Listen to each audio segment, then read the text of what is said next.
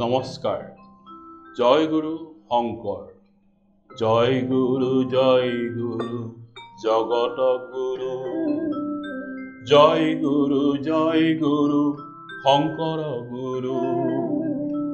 কৃষ্ণৰ কিংকৰ কল্পতৰু। ওহি আমাৰ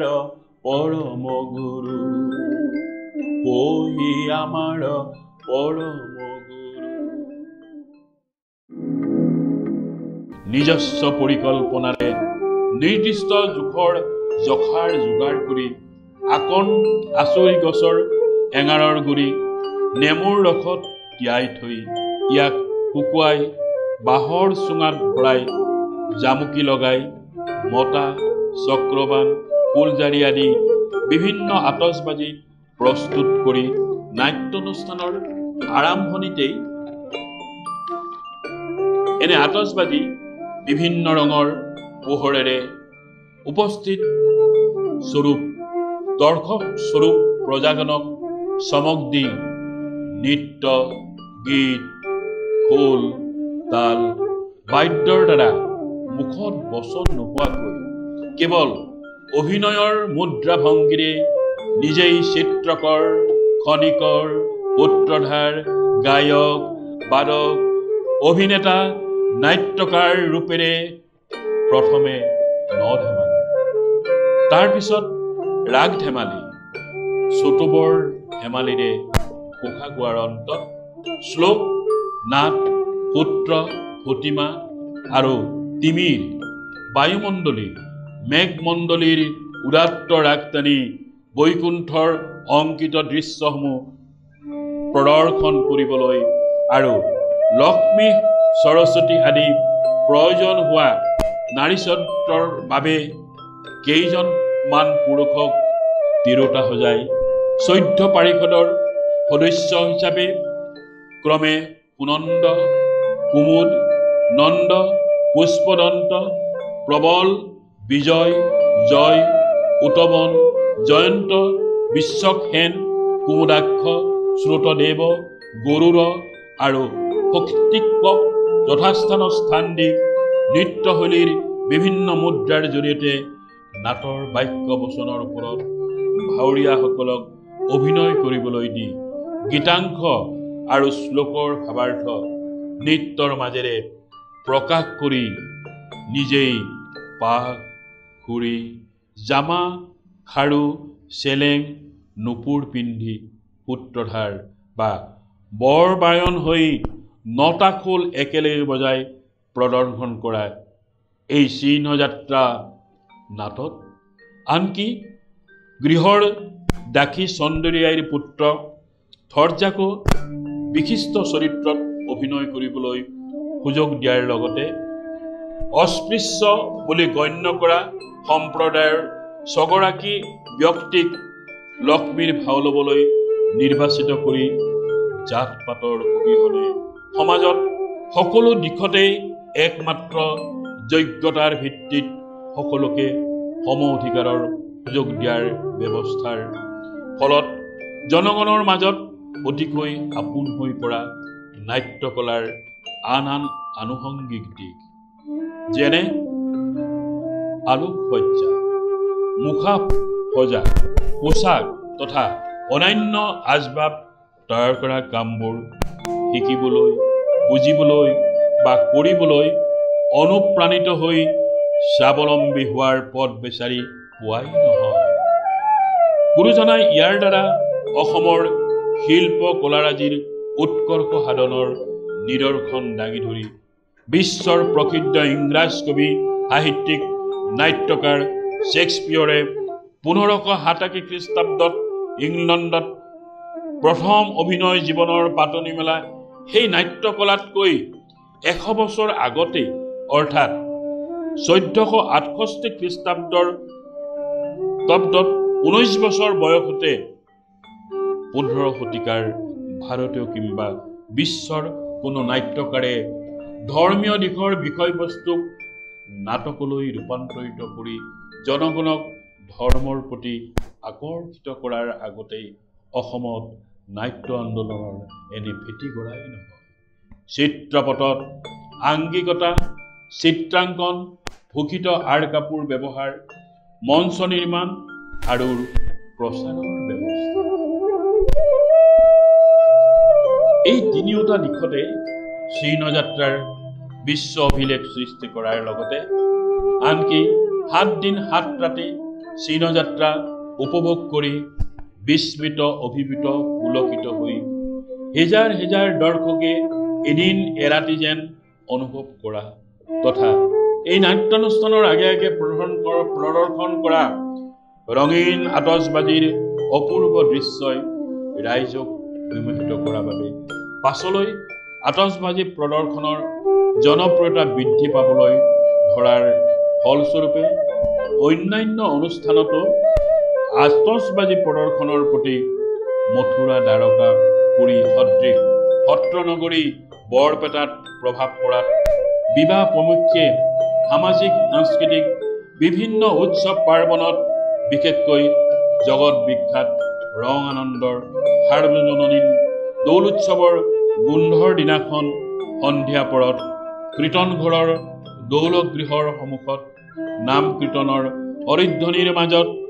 মেজিদাহৰ আগে আগে সত্ৰ চৌহদৰ আকাশ বতাহ ৰঙীন পোহেৰেৰে উজ্বলোৱা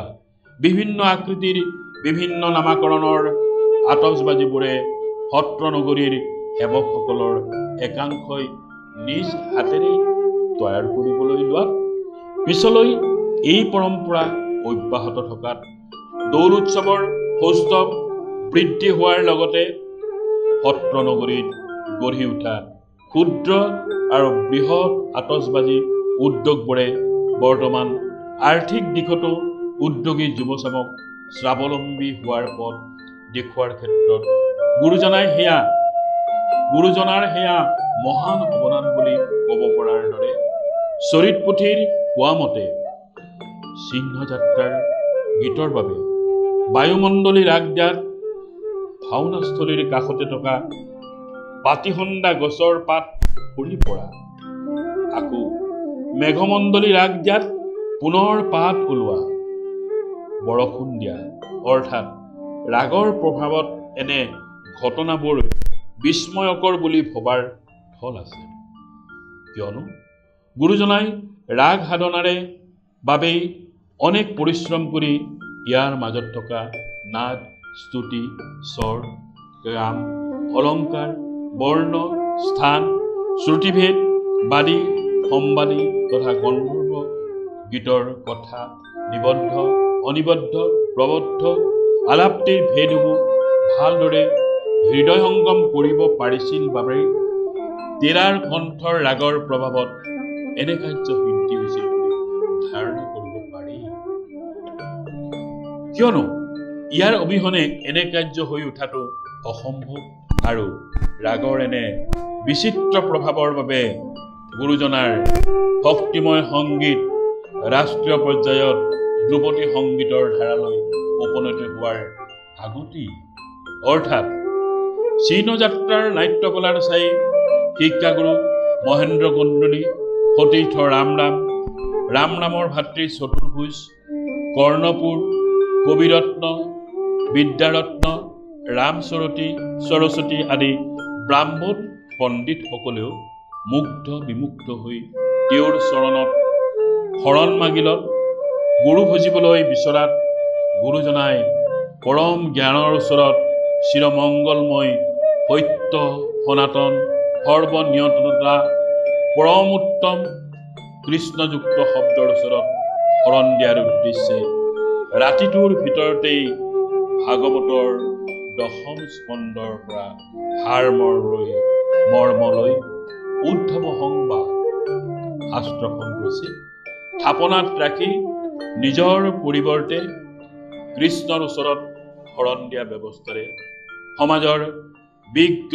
ব্ৰাহ্মণ পণ্ডিতসকলক যথাযোগ্য সন্মান প্ৰদৰ্শনে বুঢ়াখা, সৰ্বজয়, বলোৰাম, নীৰৱ, জয়ৰাম,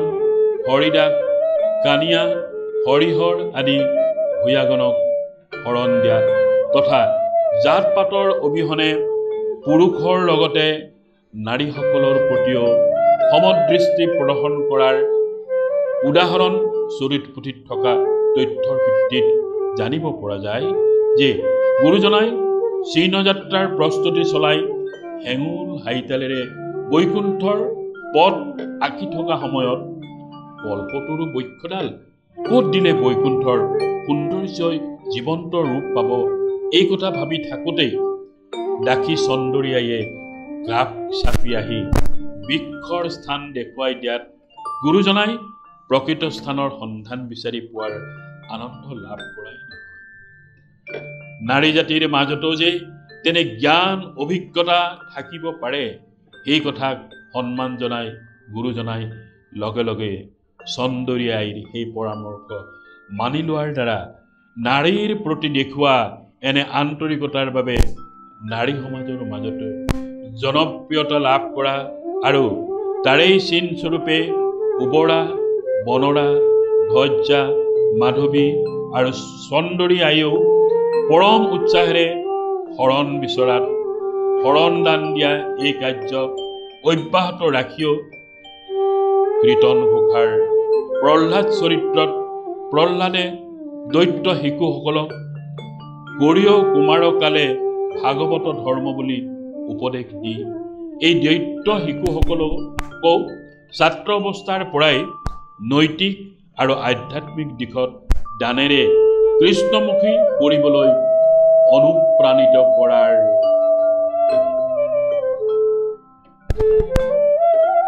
উপৰি শাৰীৰিক বা মানসিকভাৱে অক্ষম হোৱা লোকসকলৰ প্ৰতি দায়িত্ব বা কৰ্তব্য পালন প্ৰসংগত তেওঁৰ ধৰ্মপতিত থকা মহান বাণীসমূহে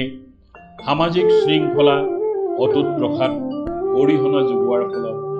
ভক্তি ধৰ্মৰ এনে অমৃতময় গুণ কলিৰ মলমতি লোকে বুজিবলৈ সক্ষম হোৱাত লাহে লাহে সকলো সম্প্ৰদায়ৰ লোক